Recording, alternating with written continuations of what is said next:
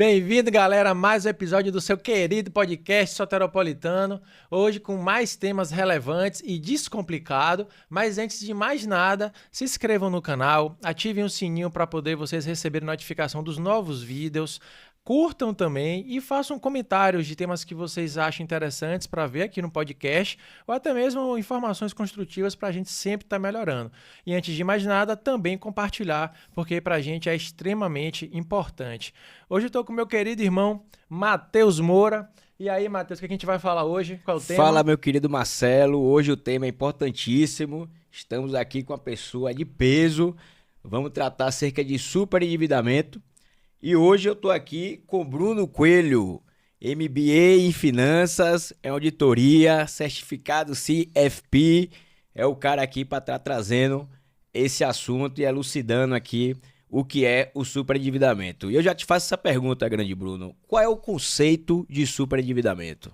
Boa pergunta, Matheus. Assim, o superendividamento, como o próprio nome diz, é quando a pessoa está realmente muito endividada. Não é aquela dívida saudável, não é aquela dívida que a gente é capaz de gerir com tanta tranquilidade. É uma dívida que ela abocanha grande parte, em alguns casos até todo o orçamento de uma família, de um indivíduo. Perfeito. E me diga uma coisa, Bruno, o que é que nos leva ao superendividamento? Quais são os fatores que levam a pessoa a se ver emaranhado de dívidas e presas em algo que talvez nunca consigam sair? Olha, Marcelo, assim, varia muito, não tem uma resposta exata, tem algumas respostas, né? Hoje, segundo uma pesquisa até da Serasa, grande parte desse superendividamento é oriundo de desemprego, de falta de educação, de um acesso até facilitado ao crédito, né? Porque hoje o acesso, ainda mais com esse Open Finance, essa tecnologia, hoje está muito fácil você adquirir um crédito. Então, se você não tem um mínimo de um planejamento, você acaba se enrolando. Então, assim, não tem uma resposta exata, mas são várias que a gente pode estar destrinchando aqui ao longo do nosso papo. Perfeito.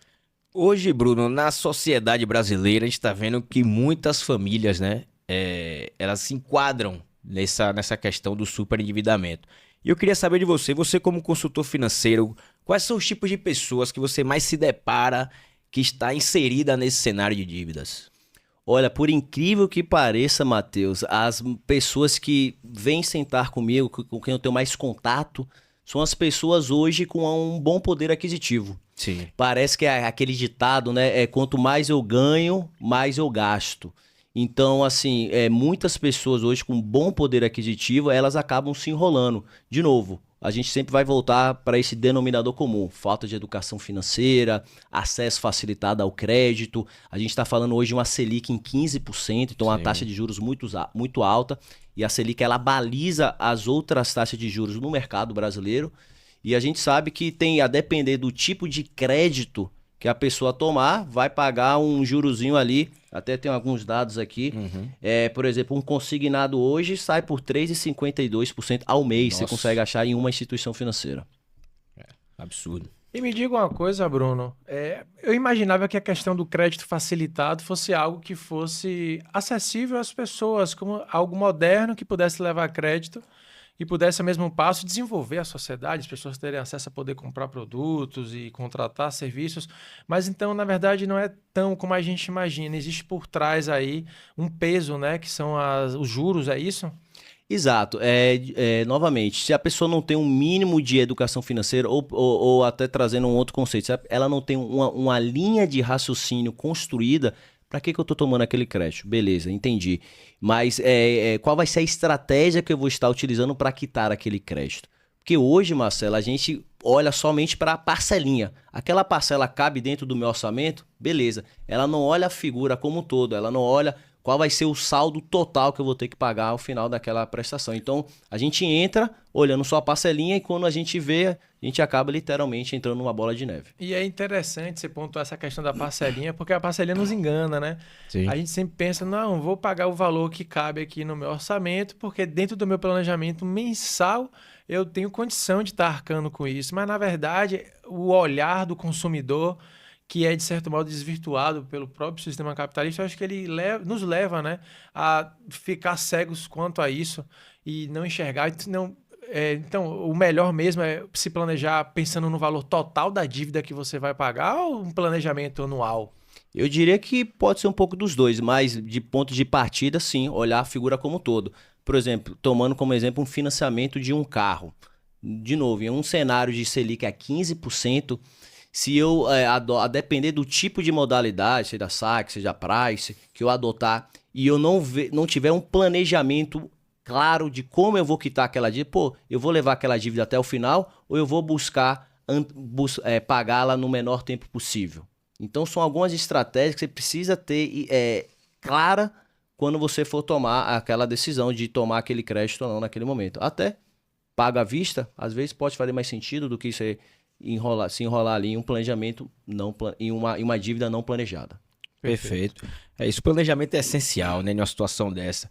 Agora, Bruno, a gente está falando de dívidas aqui, né? E uma dúvida me surgiu. Quais são os tipos de dívidas que se enquadram para o superendividamento? Quais são as dívidas que essa pessoa contrai que insere ela como superendividada? Quais são os que entram e quais são os que se excluem disso?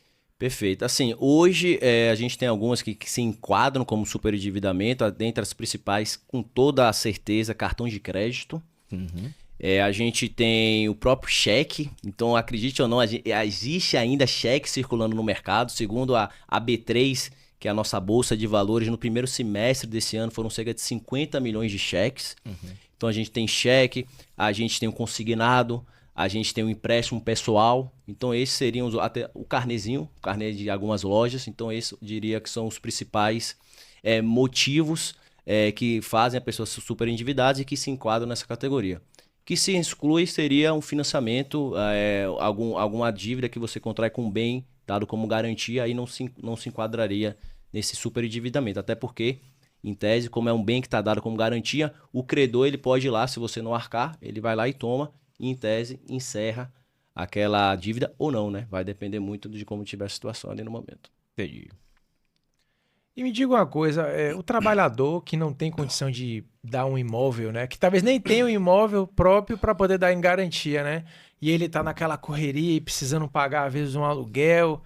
O que é que você indica como um menor, assim, o menor empréstimo menos danoso para um trabalhador no momento de se socorrer? Porque a gente tem tanto tipo, né? Tem alguns que vão para as empresas, as instituições bancárias financeiras e tem juros altos, alguns vão para os bancos, outros vão ali para o cheque especial, outros pegam sacam dinheiro do próprio cartão de crédito. O que é que hoje, nesse cenário do trabalhador que está ali ganhando pouco e está na margem de 1 a 2 salários mínimos por mês e precisa se socorrer de um tipo de investimento para fazer algo, o que é que você indica como menos danoso para esse tipo de situação? Olha, aí teria que... Como é uma típica resposta de consultor financeiro, depende. Mas, assim, se eu tivesse que falar uma que eu gosto, é o cartão de crédito, tá? Assim, de novo, o cartão de crédito, ele não é um vilão se você souber usar. Então, numa situação dessa, a princípio, fazer uma compra parcelada no cartão de crédito. Não estou dizendo para parcelar a fatura do cartão, que aí você vai entrar no rotativo e a gente está falando de juros altos. Mas eu estou falando, a depender do valor da compra, compra uma compra parcelada.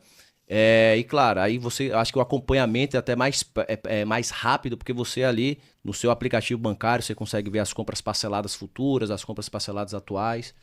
Então eu acho que poderia ser uma boa saída para esse tipo de situação. Agora, pegando o gancho, a gente falou de dívida, né? De algo para socorrer em situações de aperto. Agora, no caso da pessoa poder estar com um dinheirinho folgado e quer fazer um pequeno investimento, mas lógico que ele não tem acesso aí numa empresa grande, porque a quantia que ele vai investir por mês é pequena. Ele consegue, através dos seus aplicativos bancários, fazer esse tipo de investimento. Existe algo ali dentro, como a antiga poupança, que todo mundo sempre falou da poupança. Você acha que é válido fazer esse investimento? Você acha que é uma organização, um planejamento bom para o futuro dessa pessoa? Está resguardando o dinheiro dele ali? Excelente pergunta. Sim, claro. Hoje, para não dizer 100%, mas a maior parte dos bancos hoje possui uma corretora própria.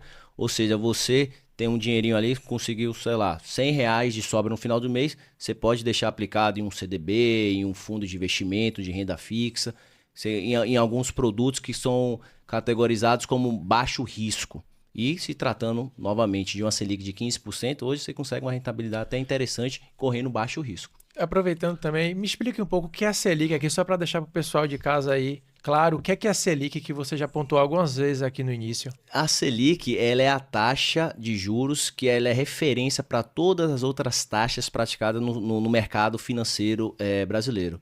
Ela é definida pelo Banco Central, por um comitê chamado Copom, que é formado pelo presidente do Banco Central e pelos seus diretores, onde eles olham não só a parte da inflação, para ver se a inflação está dentro da meta. A gente trabalha com uma banda na faixa superior e na faixa inferior, e também eles olham também a parte do emprego. Então, com base nesses dados, eles definem qual vai ser a taxa de juros que vai balizar todas as outras taxas do mercado. E o que é que seria uma média razoável para o mercado atual em termos de juros, né, com base na Selic? O que é que seria? Olha, hoje... Para o pessoal entender. Hoje a gente, para fins de investimentos, hoje a gente consegue 14,90, até 15% aí para fins de investimentos. Para fins de empréstimos, aí vai depender muito do tipo do empréstimo. Mas como eu falei aqui, hoje você consegue um consignado pagando, tem empresa aqui tem instituição que cobra 4% até, para um crédito pessoal não consignado, né? Já para um consignado privado, não estou falando de INSS, 3,52% ao mês, tá? Essas taxas são ao mês. Então, cara, ao ano isso aí vai dar mais de 300% ao ano. E só para poder arrematar aqui, que as perguntas surgiram, esse tema é muito interessante. Sim. Quando eu perguntei para você do investimento, né? O que a pessoa pode, com um pequeno investimento, fazer? Você me deu algumas soluções, como, por exemplo, o CDB ou a renda fixa. Essas ferramentas estão disponíveis nos aplicativos bancários? É de fácil acesso? Qualquer pessoa consegue fazer isso sem um consultor financeiro ou sem um banco auxiliá-lo? Ele consegue sozinho manusear e fazer esse investimento? Olha, hoje, a depender da instituição financeira, eles têm a própria área educacional ali na parte de investimentos, mas em tese sim, mas é que sempre recomendado você buscar uma ajuda de um profissional ou buscar em fontes na internet, em redes sociais, de pessoas que já têm um certo nome, um certo respaldo com esse tema. Mas sim, você consegue achar hoje em praticamente todas as instituições financeiras. Ativos de renda fixa são considerados hoje de baixo risco, ou até próprio título do Tesouro Nacional, que é o próprio Brasil, digamos assim, o governo brasileiro que é o credor, você consegue hoje taxas bem interessantes. Perfeito. É bom a gente ter essas informações aqui, porque esse tipo de conhecimento ajuda a evitar o cenário do superendividamento, né? A partir do momento que a pessoa sabe utilizar a melhor linha de crédito, com toda certeza ela vai conseguir pagar as dívidas de uma maneira muito mais saudável. Sim. Mas aí, Brunão, que eu te pergunto, a pessoa tá lá super endividada, tá completamente perdida, que se afeta mentalmente, a gente sabe. O que é que a pessoa pode fazer para mudar esse cenário? Além de, obviamente, ter uma consultoria, mas quais são as saídas que um super endividado pode tomar para tentar sair desse fundo do poço? Bom, tem algumas, tá? Se a pessoa já está super endividada, por exemplo, agora em novembro, a FEBRABAN, que é a Federação Nacional dos Bancos, ela está promovendo um saldão, digamos assim. Ela vai ajudar quem está super endividado a fazer um meio de campo ali com as instituições bancárias. Hoje, o último número que eu vi, mais de 160 instituições iam aderir a esse saldão da FEBRABAN a partir de 1º de novembro, onde ela vai ajudar a negociar aquela dívida. Outra alternativa é procurar o PROCON do seu estado ali, que eles também ajudam a montar um plano de pagamento. Quais são as prioridades, os prazos, os valores, e até entrar em contato com as instituições para fazer esse saldamento, esse saldar a dívida. Tem também os próprios advogados, né? Você pode procurar um advogado, a depender do tipo de dívida também, para ajudar ali, Defensoria Pública, os advogados, para ajudar os clientes, essas pessoas a entrar em uma negociação. Sim, realizar o plano de pagamento também, né? Exato.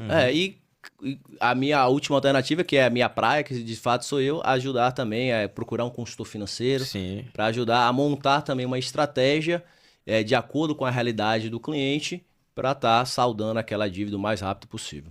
E esse plano de pagamento, Bruno, como é que ele funciona? A pessoa está super endividada, dá para realizar o plano de pagamento. Quais são os parâmetros desse plano? Olha, assim, a gente vai elencar as prioridades. Quais são as maiores dívidas? Quais são os prazos dela? Ver realmente as dívidas que são mais caras hoje para aquela pessoa que está endividada. E com base naquela, ir quitando aos poucos e, em paralelo, tentar já renegociar com os outros credores uma diminuição ou até uma extensão do Sim. prazo daquela dívida. Perfeito. E eu tenho uma dúvida interessante, que eu acho que deve ser também a dúvida de muitos consumidores, né? As ações revisionais, elas buscam revisar contratos que também podem ser de financiamentos, de empréstimos, que porventura ali se identifique juros abusivos. E você leva o judiciário para poder discutir. É verdade que, de fato, existe uma blacklist, né? Uma lista negra para essas pessoas que estão entrando com processos e buscam rever cláusulas e acabam tendo uma má relação com o banco, isso é verdade? Então, eu nunca trabalhei em banco, mas sim, esse boato, essa lenda, pelo menos, ela existe. Se é verdade ou não, aí teria que perguntar para alguém que trabalha dentro de um banco.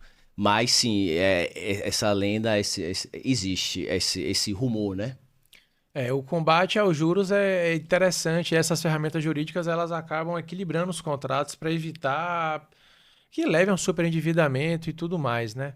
E aproveitando o gancho também para poder te perguntar o seguinte: como é que pode se evitar o superendividamento, Bruno? Como é que a gente pode fazer para não entrar nesse emaranhado? Que às vezes o que para algumas pessoas parece pequeno, outras parecem grandes, e aí você tem um pouco de medo de ir adiante e se enroscar uma dívida. Mas tem gente que, na sua necessidade ou pela própria publicidade financeira do mercado, acabam ali achando que vai caber no bolso e de repente estão com vários empréstimos e tal. Então, como é que a gente pode fazer para poder evitar esse superendividamento, né? Entra também um pouco na seara do planejamento, queria ouvir isso de você um pouco. Exato.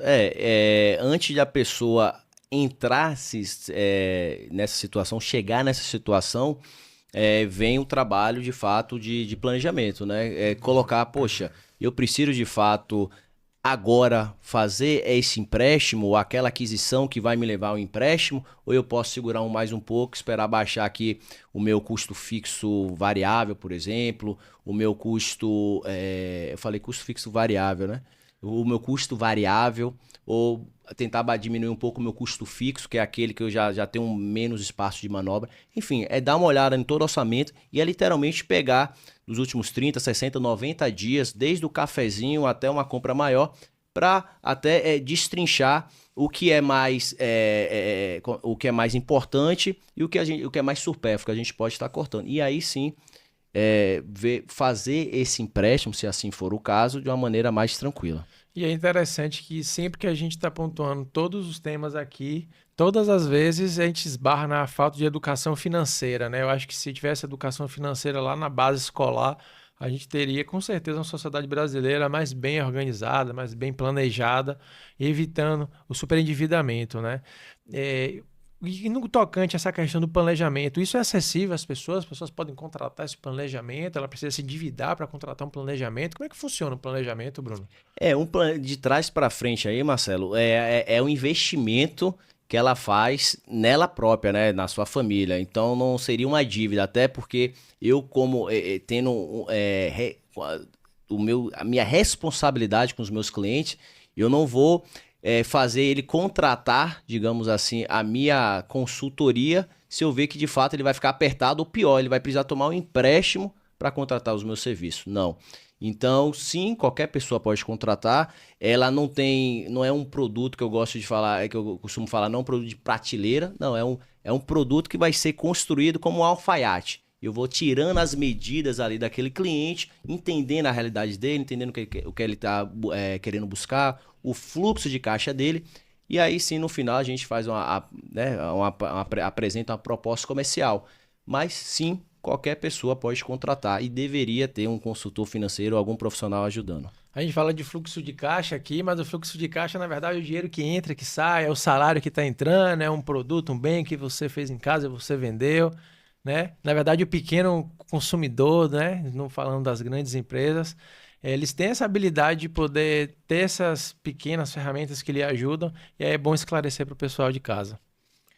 Bruno, hoje foi sancionado, hoje não, né? Já tem um tempo que foi sancionada a lei do superendividamento, né? É uma lei que realmente veio para poder trazer uma luz no fim do túnel, né? Para essas pessoas que estão superendividadas. Eu sei que sua área é de consultoria financeira, mas eu acho que você já teve clientes que já precisaram usufruir dessa lei. E eu queria que você trouxesse para a gente aqui um pouquinho de como é que, o que é essa lei, como é que ela pode estar ajudando as pessoas superendividadas. Essa lei é uma lei aí é a área de vocês, mas se eu não me engano é de 2021. Sim. E ela tem como objetivo proteger ali, ela está muito ligada ao Código de Defesa do Consumidor. E ela tem o objetivo de justamente ajudar as pessoas que estão super endividadas, evitando juros abusivos, evitando até que é chamado o mínimo existencial, né? Obrigado. Ou seja, hoje esse valor para as pessoas em geral é R$600, mas eu sei que para funcionário público é 30%, 35% da renda. Fica nessa margem, 30% a 35%. Então esse mínimo existencial é como o próprio nome diz, é o mínimo que a pessoa precisa para existir, para sobreviver. Perfeito. Então hoje ele é estabelecido em R$600. Então, se for identificado que a pessoa não consegue hoje não ter R$600 para sobreviver, então já se enquadra aí também nessa lei e a pessoa pode estar buscando ajuda aí com advogados para sanar esse problema. E nesse caso, as dívidas ficam suspensas, né? Eles não geram mais juros, é isso? O superendividamento acontece isso? Então, a partir do momento que você entra com uma ação, né? Aí, de novo, já é muita praia de você, já depender ali da instituição, do tipo ali da negociação, aquela dívida ela é suspensa, ela é congelada até futura ordem, até um novo parecer aí da parte do juiz, das partes envolvidas ali. Certo. E Bruno, me diz uma coisa, para poder a gente evitar esse superendividamento, o que é que seria necessário a gente fazer? Não cair na armadilha do mercado e não comprar um produto que a gente deseja ou evitar pegar comprar algo no cartão de crédito. Às vezes eu penso que o cartão de crédito ele acaba viabilizando para o consumidor algo que para ele talvez fosse ou impossível dele comprar ou ele demorasse muito para realizar, né, essa vontade material.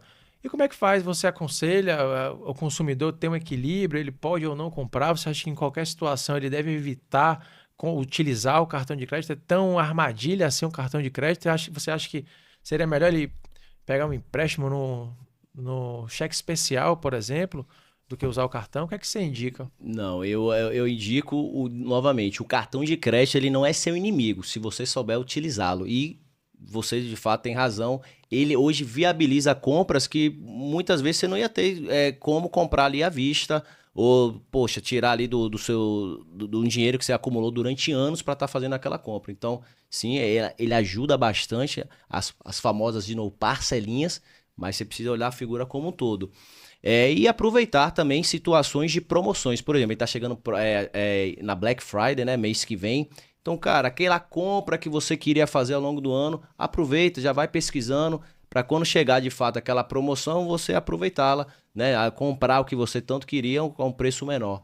Então, são algumas escolhas ali inteligentes que eu gosto de falar de fazer a aquisição. E, claro, não tá tendo aquela impulsividade, você não ser impulsivo na hora de comprar. Porque hoje é muito fácil, a gente abre o celular, pesquisou uma vez um sapato, daqui a pouco a gente só vê aquele sapato ali em outro site que a gente visita. Então, assim, é ter foco mesmo, não cair nessas ciladas, de comprinhas aí mais supérfluas. Perfeito. E Bruno, pro pessoal que está assistindo a gente, a consultoria financeira, ela é importante para a pessoa que está super endividada ou para a pessoa que ainda não está super endividada? Ou para os dois? Diga pra gente aí, quem é que precisa de consultoria financeira? Porque acho que todo mundo precisa, né? Ainda mais a gente na sociedade brasileira que a questão de análise de crédito, né? As publicidades para as pessoas fazerem empréstimos, isso aí é realmente muito intenso. Então, acho que você poderia trazer pra gente aqui, para quem necessita de consultoria financeira. Cara, eu tô com você nessa, todo mundo precisa, inclusive muitas das minhas recomendações, das minhas práticas com os meus clientes, eu já testei em mim mesmo. Uhum. Então todo mundo precisa, e até trazendo um ponto que o Marcelo trouxe na pergunta anterior do cartão de crédito, Hoje, o meu trabalho, uma das partes que envolve o meu trabalho é justamente isso. Olhar, fazer toda uma anamnese, toda uma análise ali do meu cliente e até, a depender do cliente, do que ele está buscando, colocar um orçamento para o cartão de crédito. Olha, fulano, esse mês, tirando tudo aqui que você já tem para pagar, esse é o seu orçamento do seu cartão de crédito. Então fica muito mais fácil para eles, principalmente o pessoal que tem a vida muito corrida, não consegue estar parando ali para estar toda hora olhando as faturas, ele acompanhando ali, ele ter aquele número na cabeça. Só para aproveitar o gancho aqui, Bruno, quais são as dicas que você dá para as pessoas que não estão em condição ainda de ter um consultor financeiro, mas que precisa estar ali acompanhando suas finanças, justamente para não se atrapalhar, não entrar nesse cenário de super endividado, ter paz, né? Nas finanças, o que é que você dá de dica para essas pessoas? Tem aplicativos que elas podem baixar, planilha, o que é que você dá de dica para gente? Exato, hoje você tem diversas maneiras que você pode ter um mínimo de organização, seja uma planilha, tem gente que adora planilha, seja um aplicativo, tem alguns hoje no mercado, seja você mesmo ali no lápis, tem gente que prefere ainda o lápis, a caneta ali e um papel para estar escrevendo, mas você listar ali, por exemplo, os seus gastos fixos, ou seja, aqueles gastos essenciais que você tem com moradia, seja água, energia, com alimentação. Os gastos que você tem que são mais variáveis, você não tem um certo controle, que é os gastos com saidinhas, bares, viagens, algum outro evento. Enfim, é você listar de fato hoje qual é o seu custo de vida. Porque muita gente não sabe, hoje meu custo de vida é X. E quando você vai botar para parar, para colocar no papel, na planilha, no aplicativo, que seja, você muitas vezes vai ter uma outra percepção. Caramba, eu achei que meu custo de vida era de 10, mas eu tô vendo que é de 12. Então eu diria que é visualização. Você visualizar, listar tudo que você tem hoje de gasto, tudo que entra e tudo que sai. E aí sim até vai ficar muito mais fácil para você tomar decisões de fazer alguma compra aí que não esteja dentro do seu planejamento original lá atrás. E nessa planilha, nessa organização financeira, tem que botar tudo mesmo? Se a pessoa comprou uma bala, comprou um chocolate, às vezes gera essa dúvida, né? Sobre se pontuar algo meio genérico, né? É realmente de maneira pontual, de maneira bem incisiva, é necessário botar tudo na planilha? Uma bala que você compre, um papel que você compre? Ou botar aquelas despesas de maior peso? Então, boa pergunta. Assim, tem clientes que são mais detalhistas, eles gostam de tudo, então a gente vai listar tudo, da balinha ao cafezinho até uma compra mais cara.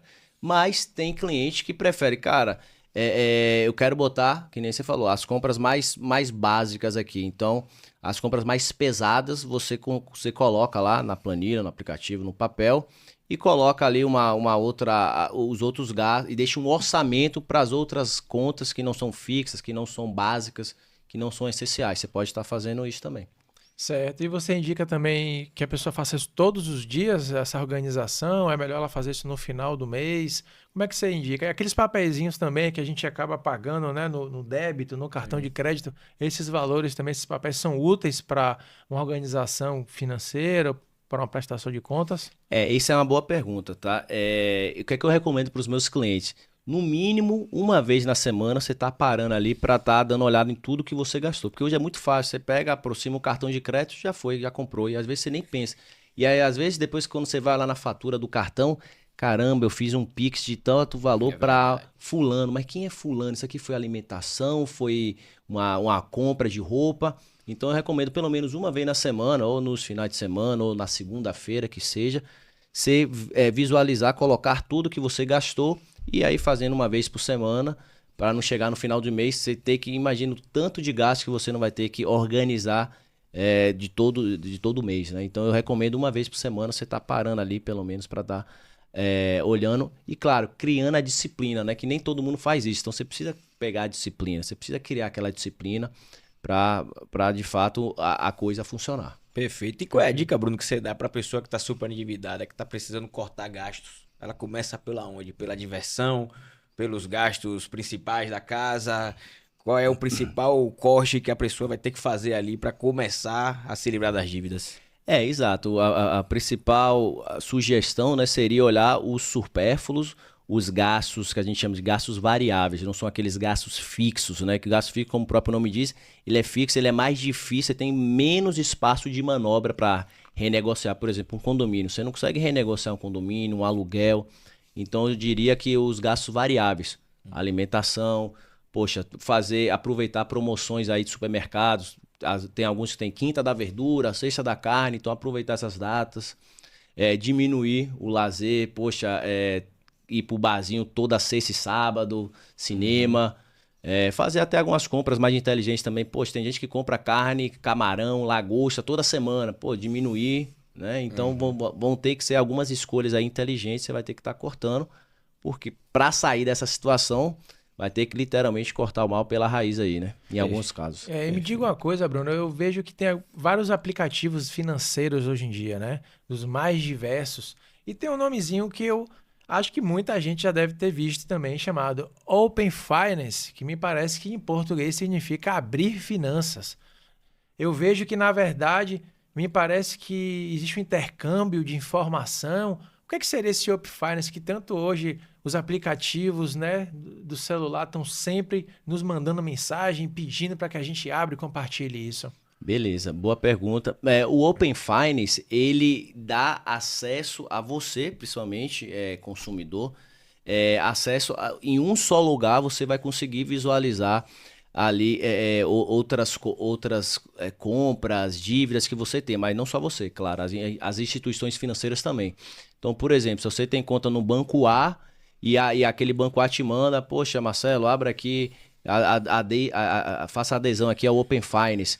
E aí você faz essa adesão, aquele banco ele vai começar a ter acesso às suas informações no outro banco. Qual que é a grande vantagem disso? Cara, se você quiser tomar uma dívida, se você quiser fazer algum tipo de empréstimo, ele já vai ter seu histórico na outra instituição, que porventura você tenha relacionamento mais antigo, há mais tempo do que nesse banco A. Então isso pode facilitar essa tomada de crédito, sendo um custo menor. Então acaba que ele dá a identidade do consumidor para outras instituições financeiras e elas poderem ter a confiança de lhe fornecer crédito. De certo modo, parece que é bem interessante, né? Esse compartilhamento de informação entre as instituições financeiras. E por onde é que a gente poderia começar, Bruno, a organizar uma vida financeira, organizar a quitação de dívidas? Qual que seria o melhor caminho? Né? A gente tem ferramentas jurídicas que podem ser as revisões contratuais, mas existem outras dicas mais simples para que o pessoal de casa possa iniciar já para poder falar, olha, a partir de amanhã eu vou evitar meus cartões de crédito, eu vou reduzir as minhas despesas supérfluas. Como é que eu começo? Por onde é que eu começo? Tem diversas maneiras, né? Vai depender muito da pessoa, da situação dela. Mas essa é uma boa dica, inclusive eu já adotei no passado, que é deixar o meu cartão de crédito em casa. Tirar o meu cartão de crédito da próprio celular. Porque, de novo, é muito fácil. Você tá ali, caramba, deixa eu comprar ali um negócio. Vai lá e passa, aproxima ou deixa. Você vai procurar na carteira, caramba, não tenho. Então, essa é uma decisão um pouco mais radical, mas que funciona. Outra é, de novo, você listar o seu orçamento, seja numa planilha, no papel, no aplicativo, para ver, de fato, hoje o que é que você pode gastar. Qual é o seu poder de compra, qual é o seu padrão de vida, quanto você consegue ter de sobra no final de mês, no final do mês. Então, algumas medidas aí que você pode estar tomando. E o Procon, o Serasa, essas instituições, eles também ajudam o consumidor a poder... Porque a gente vê umas plataformas com os valores, parece umas dívidas aqui, mas na verdade me parece que não são dívidas. Você sabe me explicar um pouco sobre essas plataformas da Serasa e do Procon? Na verdade, eles têm alguma ferramenta de ajuda? O gancho, se as negociações feitas nessas plataformas, porque a gente vê que tem muito cadastro, né, de várias dívidas, e aí acaba que, por exemplo, uma dívida de 2.000, aí eles fazem lá um parcelamento para tanto, ou pagamento à vista fica tanto. O que é que você aconselha ao pessoal? Vale a pena fazer essa negociação nessas plataformas ou tem outro meio? Olha, eu sempre recomendo que você busque todas as alternativas. Busque no Procon, se for o caso. Na própria Serasa também eles têm uma plataforma bem legal, inclusive com conteúdo interessante nas redes sociais. O pessoal da Serasa, eles fazem um bom trabalho. São alguns dos pontos que vocês poderiam estar olhando nessas plataformas para ver até se o plano que o Procon vai desenhar para você, até onde o Procon vai com você, se é melhor do que o da Serasa. A Serasa também vai te ajudar a planejar essas dívidas, a montar ali uma estratégia. Tá? Então, eu sempre recomendo você buscar ter pelo menos 2, 3 opiniões ali dessas plataformas para estar tomando a decisão final. Perfeito. Perfeito, é isso aí, companheiro. Estamos chegando ao fim aí de mais um episódio do Cabe Processo. Hoje foi super interessante o tema, super endividamento, aproveitando também, né, o gancho da piada.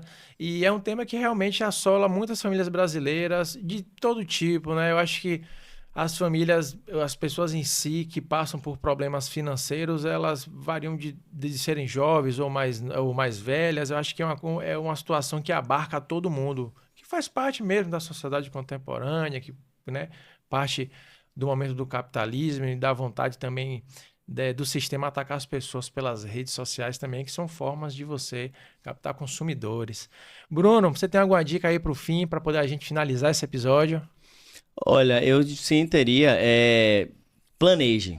Eu acho que essa é a dica final. Independente da maneira que você faz esse planejamento, mas faça. Tenha consciência hoje do seu orçamento. Porque a maior parte das pessoas não tem hoje, não fazem ideia de quanto entra. Talvez saiba quem é assalariado ali, mas principalmente não sabem quanto sai. Então, planeje, visualize que vai ficar muito mais fácil você tomar decisões ou evitar você a cair em ciladas aí de tá tomando um empréstimo e tá olhando só a parcelinha. Então, planeje. Perfeito, isso aí. Bruno. Bruno, você tem rede social?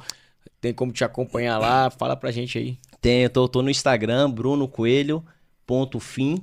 Então procura lá, tô voltando a movimentar bem o meu Instagram. Então eu tô sempre ali postando alguma dica, repostando de algum outro lugar, de alguma outra dica interessante de algum outro perfil.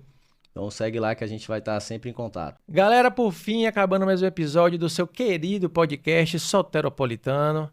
E pedir a vocês mais uma vez que se inscrevam no canal, ative o sininho das notificações para os novos vídeos.